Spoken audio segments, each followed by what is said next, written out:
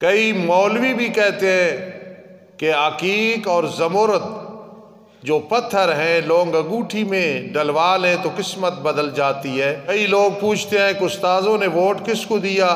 بھائی آدمی رمضان کے روزے نہ رکھ سکے اور ابھی فدیہ دے دے، عمرہ اور حج کے بعد سابقہ نمازیں، زکوٰۃ، عشر، سنہ معاف ہو۔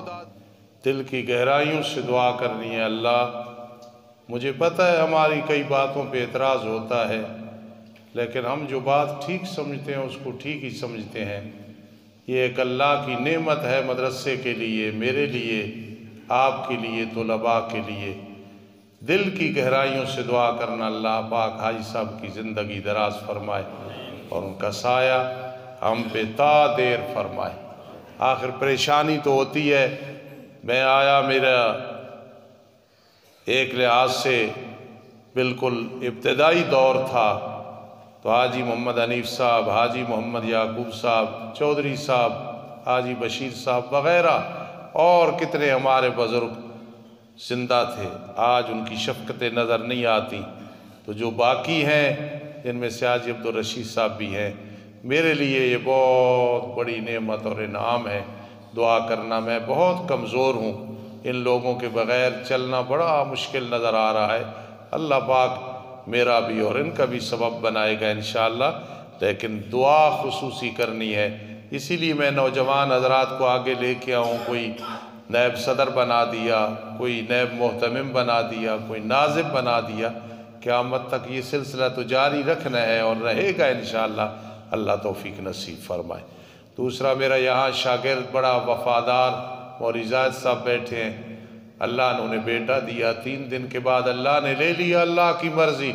وہ پریشان ہے، ہم بھی پریشان ہیں، صبر کرنا ہے۔ اللہ پاک اس بچے کو دادا جی کے لیے، ان کے لیے شفیع بنائے، کہو آمین ثم آمین۔ اگر گھر میں ماں باپ اکٹھے اولاد کو دونوں آواز دے دیں تو کس کو جواب دینا چاہیے اور کس کے پاس پہلے آنا چاہیے؟ بھائی جو قریب بیٹھا ہو اس کی بات پہلے سن لو، دوسرے کی بعد میں سن لو، یا اس سوال کا جواب یہ ہے کہ جس کو ضرورت زیادہ ہو پہلے اس کے پاس چلے جاؤ، پھر دوسرے کے پاس چلے جاؤ۔ تیسرا جواب یہ ہے کہ جب دونوں بیٹھے ہوں تو ان میں سے جو زیادہ بوڑھا ہو اس کے پاس چلے جاؤ۔ چوتھا جواب یہ ہے کہ اگر پھر بھی فرق نہیں ہو رہا، ماں باپ اکٹھے آواز دیں تو ماں کی بات پہلے سن لو، باپ کی پھر دوبارہ سن لو۔ یہ جو کہا گیا ہے حدیث پاک میں آتا ہے کہ جنت ماؤں کے قدموں کے نیچے، اس کا کیا مطلب ہے؟ ماں کے لیے عاجزی سے زندگی گزارنا، پیار سے پیش آنا، ہاکذا اسی طرح والد کے ساتھ، یہ مقصد ہے کہ جنت ماؤں کے قدموں کے نیچے ہے۔ جی، کئی مولوی بھی کہتے ہیں کہ عقیق اور زمرد جو پتھر ہیں لونگ انگوٹھی میں ڈلوا لیں تو قسمت بدل جاتی ہے۔ بالکل یہ غلط چیز ہے، کوئی قسمت نہیں بدلتی۔ حجر اسود سے بڑھ کے اس دنیا میں پتھر کوئی نہیں، اسے میرے آقا نے فرمایا تھا اور میرے آقا کے ثانی خلیفہ نے فرمایا تھا کہ تو پتھر ہے، نہ نفع دے سکتا ہے نہ نقصان دے سکتا ہے۔ یہ بات بالکل غلط ہے کہ عقیق زمرد فلاں پہنا تو قسمت ہی بدل گئی۔ قسمتیں کھری کھوٹی کرنے والا اللہ ہی ہے، ان پتھروں میں کوئی شفا نہیں، یہ سب چیز غلط ہے، چاہے مولوی کہے چاہے کوئی بھی کہے۔ کئی لوگ پوچھتے ہیں کہ استاذوں نے ووٹ کس کو دیا؟ بھائی اللہ جانتا ہے، میں جانتا ہوں، یہ بات کسی نے پیار سے پوچھی یا جس لحاظ سے بھی، یہ راز ہوتے ہیں، اللہ پاک راضی رکھنے دے۔ جو آدمی رمضان کے روزے نہ رکھ سکے اور ابھی فدیہ دے دے، نہیں دے سکتا۔ رمضان کے روزے جب نہیں رکھے، صحیح مسئلہ یہ ہے کہ آخر میں دو فدیہ۔ میں نے کئی دفعہ بتایا ہے کہ آخر میں جا کے آخری دنوں میں دو، اور پھر رمضان سے پہلے دینا یہ تو بالکل غلط ہے، پہلے فدیہ نہیں دینا۔ اللہ پاک توفیق نصیب فرمائے۔ عمرہ اور حج کے بعد سابقہ نمازیں، زکوٰۃ، عشر، سنہ معاف ہو جاتی ہیں۔